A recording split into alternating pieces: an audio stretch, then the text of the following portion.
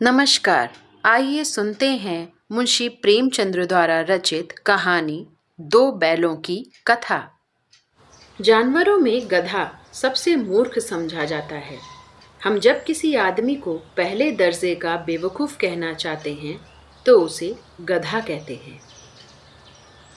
गधा सचमुच बेवकूफ है या उसके सीधेपन, उसकी हानि रहित सहनशीलता ने उसे यह पदवी दे दी है, इसका निश्चय नहीं किया जा सकता। गायें सींग मारती हैं, ब्याई हुई गाय तो एकाएक सिंघनी का रूप धारण कर लेती है। कुत्ता भी बहुत गरीब जानवर है, लेकिन कभी कभी उसे भी क्रोध आ ही जाता है। लेकिन गधे को कभी क्रोध करते नहीं सुना, न देखा। जितना चाहे उस गरीब को मारो, चाहे जैसी खराब सड़ी हुई घास सामने डाल दो, उसके चेहरे पर कभी असंतोष का चिन्ह भी नहीं दिखाई देता। बैसाख में चाहे एकाध बार कुलेल कर लेता हो, पर हमने तो उसे कभी खुश होते नहीं देखा। उसके चेहरे पर दुख स्थायी रूप से छाया रहता है। सुख दुख हानि लाभ किसी दशा में भी बदलते नहीं देखा। ऋषियों मुनियों के जितने गुण हैं वह सभी उसमें हैं, पर आदमी उसे मूर्ख कहता है। सद्गुणों का इतना अनाचार कहीं नहीं देखा। शायद सीधा बन संसार के लिए उपयुक्त नहीं है। बेचारे शराब नहीं पीते, चार पैसे कुसमय के लिए बचा कर रखते हैं, जी तोड़ काम करते हैं, किसी से लड़ाई झगड़ा नहीं करते, चार बातें सुनकर गम खा जाते हैं, फिर भी बदमाश हैं। अगर वे ईंट का जवाब पत्थर से देना सीख जाते तो शायद सभ्य कहलाने लगते। लेकिन गधे का एक छोटा भाई और भी है, जो उससे कुछ ही कम गधा है, और वह है बैल, जिसका अर्थ हम गधा का प्रयोग करते हैं, कुछ उसी से मिलते जुलते अर्थ में बछिया के ताऊ का प्रयोग भी करते हैं। कुछ लोग बैल को शायद मूर्खों में सबसे बड़ा कहेंगे, मगर हमारा विचार ऐसा नहीं। बैल कभी कभी मारता भी है, कभी कभी अड़ियल बैल भी देखने में आता है, और भी कई प्रकार से वह अपना असंतोष प्रकट कर देता है, इसलिए उसका स्थान गधे से नीचा है। झूरी काछी के दोनों बैलों के नाम हैं हीरा और मोती। दोनों पछाई जाति के थे, देखने में सुंदर, काम में तत्पर, डील में ऊंचे। बहुत दिनों साथ रहते रहते दोनों में भाईचारा हो गया था। दोनों आमने सामने या आसपास बैठे हुए एक दूसरे से मौन भाषा में विचार विनिमय करते थे। एक दूसरे के मन की बात कैसे समझ जाता था, हम नहीं कह सकते। अवश्य ही उनमें कोई ऐसी गुप्त शक्ति थी जिससे जीवों में श्रेष्ठता का दावा करने वाला मनुष्य वंचित है। दोनों एक दूसरे को चाट कर और सूंघ कर अपना प्रेम प्रकट करते। कभी कभी दोनों सींग भी मिला लिया करते थे, झगड़े के भाव से नहीं, केवल हास परिहास के भाव से, अपनेपन के भाव से। जैसे दोस्तों में निकटता होते ही हाथापाई होने लगती है। इसके बिना दोस्ती कुछ फुसफुसी, कुछ हल्की सी रहती है, जिस पर ज़्यादा विश्वास नहीं किया जा सकता। जिस समय ये दोनों बैल हल या गाड़ी में जोत दिए जाते थे और गर्दनें हिला हिला कर चलते, तो हर एक की यही चेष्टा होती थी कि ज़्यादा बोझ मेरी ही गर्दन पर रहे। दिन भर के बाद दोपहर या संध्या को दोनों खुलते तो एक दूसरे को चाट चूट कर अपनी थकान मिटा लिया करते। नाद में खली भूसा पड़ जाने के बाद दोनों साथ उठते, साथ नाद में मुंह डालते और साथ ही बैठते थे। एक मुंह हटा लेता तो दूसरा भी हटा लेता था। संयोग की बात, झूरी ने एक बार गोई को ससुराल भेज दिया। बैलों को क्या मालूम वे क्यों भेजे जा रहे हैं। समझे मालिक ने हमें बेच दिया। अपना यूं बेचा जाना उन्हें अच्छा लगा या बुरा कौन जाने, पर झूरी के साले गया को घर तक गोई ले जाने में दांतों पसीना आ गया। पीछे से हाँकता तो दोनों दाएं बाएं भागते, पगहियां पकड़कर नीचे करते, हुकारते। अगर ईश्वर ने उन्हें वाणी दी होती तो झूरी से पूछते, तुम हम गरीबों को क्यों निकाल रहे हो? हमने तो तुम्हारी सेवा करने में कोई कसर नहीं उठा रखी। अगर इतनी मेहनत से काम ना चलता तो और काम लेते। हमें तो तुम्हारी सेवा में मर जाना स्वीकार था। हमने दाने चारे की शिकायत नहीं की। तुमने जो कुछ खिलाया वह सिर झुका कर खा लिया। फिर तुमने हमें इस अत्याचारी के हाथों क्यों बेच दिया? संध्या समय दोनों बैल अपने नए स्थान पर पहुंचे। दिन भर के भूखे थे, लेकिन जब नांद में लगाए गए तो एक ने भी उसमें मुंह न डाला।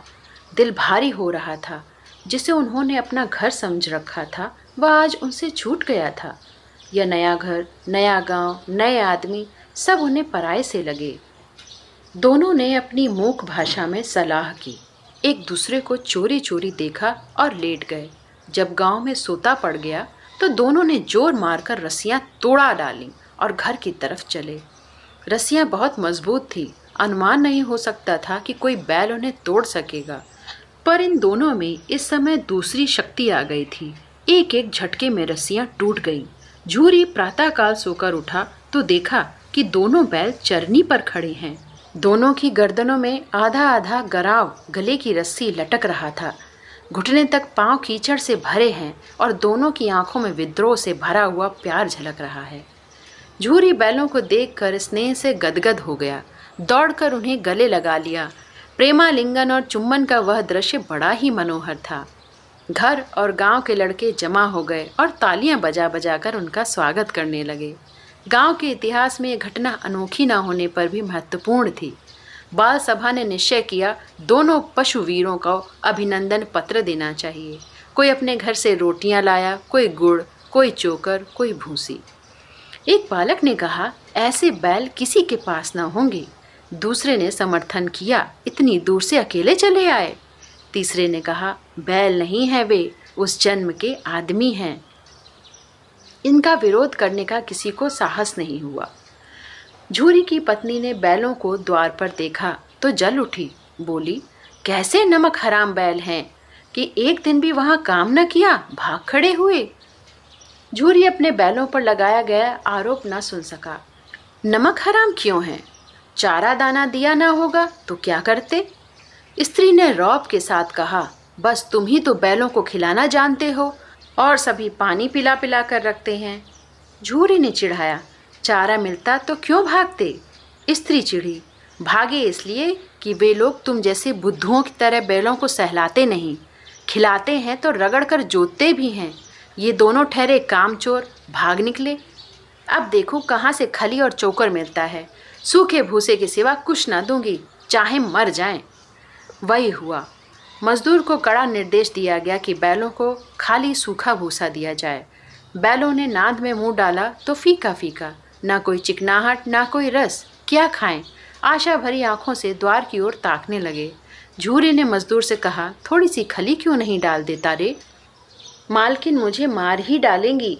चुरा कर डाला ना दादा, पीछे से तुम भी उन्हीं की सी कहोगे। दूसरे दिन झूरी का साला फिर आया और बैलों को ले चला। अब की उसने दोनों को गाड़ी में जोता। 2-4 बार मोती ने गाड़ी को सड़क की खाई में गिराना चाहा, पर हीरा ने संभाल लिया। वह ज़्यादा सहनशील था। संध्या समय पर पहुंचकर उसने दोनों को मोटी रस्सियों से बांधा और कल की शरारत का मजा चखाया। फिर वही सूखा भूसा डाल दिया। अपने दोनों बैलों को खली चूनी सब कुछ दी। दोनों बैलों का ऐसा अपमान कभी न हुआ था। झूरी उन्हें फूल की छड़ी से भी न छूता था। उसके टिटकार पर दोनों उड़ने लगते थे। यहाँ पर मार पड़ी, आहत, सम्मान की पीड़ा तो थी ही। उस पर मिला सूखा भूसा। नांद की तरफ आंख तक न उठाई। दूसरे दिन गया तो बैलों को हल में जोता, पर इन दोनों ने जैसे पाँव न उठाने की कसम खा ली थी। वह मारते मारते थक गया, पर दोनों ने पाँव न उठाए। एक बार जब निर्दयी ने हीरा के नाक में खूब डंडे जमाए तो मोती का गुस्सा काबू से बाहर हो गया। हल लेकर भागा। हल, रस्सी, जुआ सब टूट टाट कर बराबर हो गया। गले में बड़ी बड़ी रस्सियां न होती तो दोनों पकड़ाई में न आते। हीरा ने मूक भाषा में कहा, भागना व्यर्थ है। मोती ने उसी भाषा में उत्तर दिया, तुम्हारी तो इसने जान ही ले ली थी, अब की बार मार पड़ेगी। पड़ने दो, बैल का जन्म लिया है तो मार से कहाँ तक बचेंगे। गया 2 आदमियों के साथ दौड़ा आ रहा है। दोनों के हाथ में लाठियां हैं। मोती बोला, कहो तो दिखा दूं, कुछ मज़ा मैं भी। लाठी लेकर आ रहा है। हीरा ने समझाया, नहीं भाई, खड़े हो जाओ। मुझे मारेगा तो मैं 1-2 को गिरा ही दूंगा। नहीं, हमारी जाति का यह धर्म नहीं। मोती दिल में ऐंठ कर रह गया। गया आ पहुंचा और दोनों को पकड़कर ले चला। कुशल हुई कि इस वक्त मारपीट न की, नहीं मोती भी पलट पड़ता। उसके रंग ढंग देखकर सहम गया और उसके सहायक समझ गए कि इस वक्त टाला जाना ही उचित है। आज दोनों के सामने फिर वही सूखा भूसा लाया गया। दोनों चुपचाप खड़े रहे। घर के लोग भोजन करने चले गए। उसी वक्त एक छोटी सी लड़की 2 रोटियां लेकर निकली और दोनों के मुंह में देकर चली गई।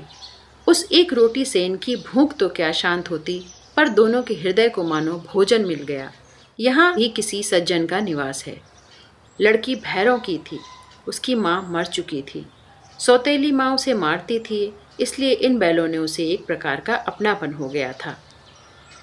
दोनों दिन भर जोते जाते, डंडे खाते, शाम को थान पर बांध दिए जाते और रात को वही बालिका उन्हें 2 रोटियां खिला जाती। प्रेम के इस प्रसाद की यह महिमा थी कि 2-2 गाल सूखा भूसा खाकर भी दोनों दुर्बल न होते थे, मगर दोनों की आंखों में रोम रोम में विद्रोह भरा हुआ था। एक दिन मोती ने मूक भाषा में कहा, अब तो सहा नहीं जाता हीरा, क्या करना चाहते हो? एकाध को सींगों पर उठाकर फेंक दूंगा। लेकिन जानते हो, वह प्यारी लड़की जो हमें रोटियां खिलाती है उसी की लड़की है, जो इस घर का मालिक है। यह बेचारी अनाथ हो जाएगी। तो मालकिन को ना फेंक दूं? वही तो उस लड़की को मारती है। लेकिन औरत जात पर सींग चलाना मना है, वह भूले जाते हैं। तुम तो किसी तरह निकलने ही नहीं देते, तो आओ आज तुड़ाकर भाग चलें। हाँ, यह मैं स्वीकार करता हूँ, लेकिन इतनी मोटी रस्सी टूटेगी कैसे? इसका उपाय है, पहले रस्सी को थोड़ा सा चबा लो, फिर एक झटके में टूट जाती है। रात को जब बालिका रोटियां खिलाकर चली गई तो दोनों रस्सियां चबाने लगे। मोटी रस्सी मुंह में न जाती थी। बेचारे बार बार जोर लगाकर रह जाते। सहसा घर का द्वार खुला और वही लड़की निकली। दोनों सिर झुकाकर उसका हाथ चाटने लगे। दोनों की पूंछें खड़ी हो गईं। उसने उनके माथे सहलाए और बोली, खोले देती हूँ, चुपके से भाग जाओ, नहीं यहाँ के लोग मार डालेंगे। आज घर में सलाह हो रही है कि इनकी नाकों में नाथ डाल दी जाए।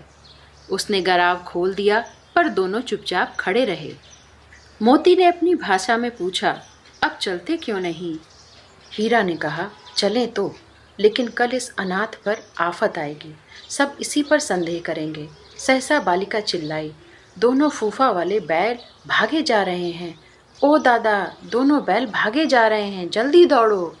गया हड़बड़ा कर भीतर से निकला और बैलों को पकड़ने लगा। वह दोनों भागे। गया ने पीछा किया। वह और भी तेज हुए। गया ने शोर मचाया, फिर गांव के कुछ आदमियों को साथ लेने के लिए लौटा। दोनों मित्रों को भागने का मौका मिल गया। सीधे दौड़ते चले गए, यहाँ तक कि मार्ग का ज्ञान न रहा। जिस परिचित मार्ग से आए थे उसका यहाँ पता न था। नए नए गांव मिलने लगे। तब दोनों एक खेत के किनारे खड़े होकर सोचने लगे, अब क्या करना चाहिए। हीरा ने कहा, मालूम होता है राह भूल गए। तुम भी तो तेजी से भागे, वहीं उसे मार गिराना था। उसे मार गिराते तो दुनिया क्या कहती? वह अपना धर्म छोड़ दे, लेकिन हम अपना धर्म क्यों छोड़ें? दोनों भूख से व्याकुल हो रहे थे।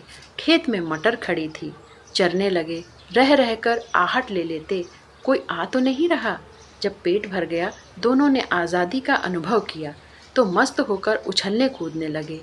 पहले दोनों ने डकार ली, फिर सींग मिलाए और एक दूसरे को ठेलने लगे। मोती ने हीरा को कई कदम पीछे हटा दिया, यहाँ तक कि वह खाई में गिर गया। तब उसे भी क्रोध आया, संभल कर उठा और फिर मोती से भिड़ गया। मोती ने देखा खेल में झगड़ा हुआ जाता है तो किनारे हट गए। अरे यह क्या, कोई सांड डौंकता हुआ चला आ रहा है। हाँ, सांड ही है। वह सामने आ पहुंचा। दोनों मित्र बगले झांक रहे हैं। सांड पूरा हाथी है। उससे भिड़ना जान से हाथ धोना है, लेकिन न भिड़ने पर तो जान बचती ही नहीं नजर आती। इन्हीं की तरफ आ रहा है, इतनी भयंकर सूरत। मोती ने मूक भाषा में कहा, बुरे फंसे, जान कैसे बचेगी, कोई उपाय सोचो। हीरा ने चिंतित स्वर में कहा, अपने घमंड में भूला हुआ है, आरजू विनती न सुनेगा। भाग क्यों न चलें? भागना कायरता है तो फिर यहीं मरें। बंदा तो 9-2-11 होता है, और जो दौड़ाए तो फिर उसे कोई उपाय सोचो जल्दी। उपाय यही है कि उस पर दोनों प्राणी एक साथ चोट करें।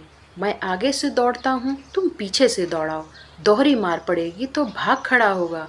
जो ही मेरी ओर झपटे, तुम बगल से उसके पेट में सींग घुसा देना। जान को खतरा है, पर दूसरा उपाय नहीं। दोनों मित्र जान हथेलियों पर लेकर लपके। सांड को कभी संगठित शत्रुओं से लड़ने का अनुभव न था। वह तो शत्रु से मल्ल युद्ध करने का आदी था। जो ही हीरा पर झपटा तो मोती ने पीछे से दौड़ाया। सांड उसकी तरफ मुड़ा तो हीरा ने दौड़ाया। सांड चाहता था कि एक एक करके दोनों को गिरा ले, पर ये दोनों चतुर थे, उसे यह अवसर न देते थे। एक बार सांड क्रोध से भरकर हीरा का अंत करने के लिए चला कि मोती ने बगल से आकर उसके पेट में सींग भोंक दिए। सांड क्रोध में आकर पीछे फिरा तो हीरा ने दूसरी ओर सींग चुभो दिया। आखिर बेचारा घायल होकर भागा और दोनों ने दूर तक पीछा किया, यहाँ तक कि सांड बेदम होकर गिर पड़ा। तब दोनों ने उसे छोड़ दिया। दोनों मित्र विजय के नशे में झूमते चले आ रहे थे। मोती ने अपने संकेतों की भाषा में कहा, मेरा जी चाहता था कि बच्चा को मार ही डालूं। हीरा ने विरोध किया, गिरे हुए शत्रु पर सींग नहीं चलाना चाहिए, यह सब ढोंग है। बैरी को ऐसा मारना चाहिए कि फिर न उठे। अब कैसे पहुंचेंगे यह सोचो, पहले कुछ खा लें तब सोचें। सामने मटर का खेत था। मोती उसमें घुस गया। हीरा मना करता रहा, पर उसने एक न सुनी। अभी 2-4 ही ग्रास खाए थे कि 2 आदमियां लाठियां लेकर दौड़ पड़े और दोनों मित्रों को घेर लिया। हीरा मेड़ पर था, निकल गया। मोती सींचे हुए खेत में था। उसके खुर कीचड़ में धंसने लगे, भाग न सका, पकड़ लिया गया। हीरा ने देखा संगी संकट में है, लौट पड़ा। फंसेंगे तो दोनों फंसेंगे। रखवालों ने उसे भी पकड़ लिया। प्रातःकाल दोनों मित्र कांजी हाउस में बंद कर दिए गए। दोनों मित्रों को जीवन में पहली बार ऐसा मौका आया कि सारा दिन बीत गया और खाने को एक तिनका भी ना मिला। समझ में ही ना आता था यह कैसा स्वामी है। इससे तो गया फिर भी अच्छा था। वहाँ कई भैंसें थीं, कई बकरियाँ, कई घोड़े, कई गधे, पर किसी के सामने चारा न था। सब जमीनों पर मुर्दों की तरह पड़े थे। कई तो इतने कमज़ोर हो गए थे कि खड़े भी ना हो सकते थे। सारा दिन दोनों मित्र फाटक की ओर टकटकी लगाए ताकते रहे, पर कोई चारा लेकर आता ना दिखाई दिया। तब दोनों ने दीवार की नमकीन मिट्टी चाटनी शुरू की, पर इससे क्या संतोष होगा। रात को भी कुछ भोजन न मिला तो हीरा के दिल में विरोध की ज्वाला दहक उठी। मोती से बोला, अब तो नहीं रहा जाता मोती। मोती ने सिर लटकाए हुए जवाब दिया, मुझे तो मालूम होता है प्राण निकल रहे हैं। इतनी जल्द हिम्मत ना हारो भाई, यहाँ से भागने का कोई उपाय निकालना चाहिए। आओ दीवार तोड़ डालें। मुझसे तो अब कुछ ना होगा, बस इसी बूते पर अकड़ते थे। सारी अकड़ निकल गई। बाड़े की दीवार कच्ची थी। हीरा मजबूत तो था ही। अपने नोकदार सींग दीवार में गड़ा दिए और जोर मारा तो मिट्टी का एक चप्पड़ निकल आया। फिर तो उसका साहस बढ़ा। उसने दौड़ दौड़ कर दीवार पर चोटें की और हर चोट में थोड़ी थोड़ी मिट्टी गिराने लगा। उसी समय कांजी हाउस का चौकीदार लालटेन लेकर जानवरों की हाजिरी लेने आ निकला। हीरा का यह उजड्डपन देखकर उसने उसे कई डंडे रसीद किए और मोटी सी रस्सी बांध दिया। मोती ने पड़े पड़े कहा, आखिर मार खाई, क्या मिला? अपने बूते पर जोर तो मार लिया, ऐसा जोर मारना किस काम का कि और बंधन में पड़ गए। जोर तो मारता ही जाऊंगा, चाहे कितने बंधन पड़ते जाएं। जान से हाथ धोना पड़ेगा, कुछ परवाह नहीं, यों भी तो मरना ही है। सोचो, दीवार खुद जाती तो कितनी जानें बच जाती। इतने भाई यहाँ बंधे हैं, किसी की देह में जान नहीं है। 2-4 दिन और यही हाल रहा तो सब मर जाएंगे। हाँ, यह तो बात है। अच्छा तो लो, फिर मैं भी जोड़ लगाता हूँ। मोती ने भी दीवार में उसी जगह सींग मारा। थोड़ी सी मिट्टी गिरी और हिम्मत बढ़ी। फिर तो वही दीवार में सींग लगाकर इस तरह जोर करने लगा मानो किसी विरोधी से लड़ रहा है। आखिर 2 घंटे की कोशिश के बाद दीवार ऊपर से लगभग 1 हाथ गिर गई। उसने दूनी शक्ति से धक्का मारा और आधी दीवार गिर पड़ी। दीवार का गिरना था कि अधमरे से पड़े हुए सभी जानवर चेत उठे। तीनों घोड़ियां सरपट भाग निकली, फिर बकरियां निकली। इसके बाद भैंसें भी खिसक गईं, पर गधे अभी तक ज्यों के त्यों खड़े थे। हीरा ने पूछा, तुम क्यों नहीं भाग जाते? एक गधे ने कहा, जो कहीं फिर पकड़ लिए जाएं तो क्या हर्ज है, अभी तो भागने का अवसर है। हमें तो डर लगता है, हम यहीं पड़े रहेंगे। आधी रात से ऊपर जा चुकी थी। दोनों गधे अभी तक खड़े सोच रहे थे, भागें या ना भागें, और मोती अपने मित्र की रस्सी तोड़ने में लगा था। जब वह हार गया तो हीरा ने कहा, तुम जाओ, मुझे यहीं पड़ा रहने दो, शायद कहीं भेंट हो जाए। मोती ने आंखों में आंसू लाकर कहा, तुम मुझे इतना स्वार्थी समझते हो हीरा? हम और तुम इतने दिनों तक एक साथ रहे, आज तुम मुसीबत में पड़ गए तो मैं तुम्हें छोड़कर अलग हो जाऊं? हीरा ने कहा, बहुत मार पड़ेगी, लोग समझ जाएंगे ये तुम्हारी शरारत है। मोती गर्व से बोला, जिस अपराध के लिए तुम्हें गले में बंधन पड़ा, उसके लिए अगर मुझ पर मार पड़े तो क्या चिंता। इतना तो हो ही गया कि 9-10 प्राणियों की जान बच गई, ये सब तो आशीर्वाद देंगे। यह कहते हुए मोती ने दोनों गधों को सींगों से मार मार कर बाड़े से बाहर निकाला और तब अपने बंधु के पास आकर सो गया। सुबह होते ही मुंशी और चौकीदार और अन्य कर्मचारियों में कैसे खलबली मची, इसके लिखने की ज़रूरत नहीं। बस इतना ही काफ़ी है कि मोती की खूब मरम्मत हुई और उसे भी मोटी रस्सी से बांध दिया गया। 1 सप्ताह तक दोनों मित्र वहां बंधे पड़े रहे। किसी ने चारे का एक तिनका भी न डाला। हाँ, एक बार पानी दिखा दिया गया था, यही उनका आधार था। दोनों इतने दुर्बल हो गए थे कि उठा तक न जाता था। ठठरियाँ निकल आई थीं। एक दिन बाड़े के सामने डुग्गी बजने लगी और दोपहर होते होते वहां 50-60 आदमी जमा हो गए। तब दोनों मित्र निकाले गए और उनकी देखभाल होने लगी। लोग आ आकर उनकी सूरतें देखते और मन फीका करके चले जाते। ऐसे मृतक बैलों का कौन खरीदार होता। सहसा एक दाढ़ी वाला आदमी, जिसकी आंखें लाल थीं और मुद्रा अत्यंत कठोर, आया और दोनों मित्रों के कोल्हों में उंगली गोद कर मुंशी जी से बातें करने लगा। उसका चेहरा देखकर दोनों मित्रों के दिल कांप उठे।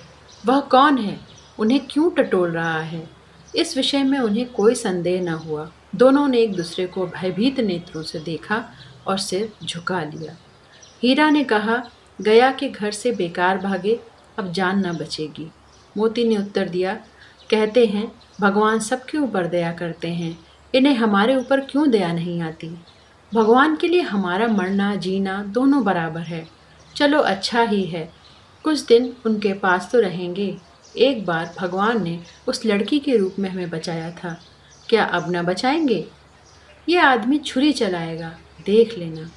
तो क्या चिंता है, मांस, खाल, सींग, हड्डी सब किसी न किसी काम आ जाएगी। नीलाम हो जाने के बाद दोनों मित्र उस दड़ियल के साथ चले। दोनों की बोटी बोटी कांप रही थी।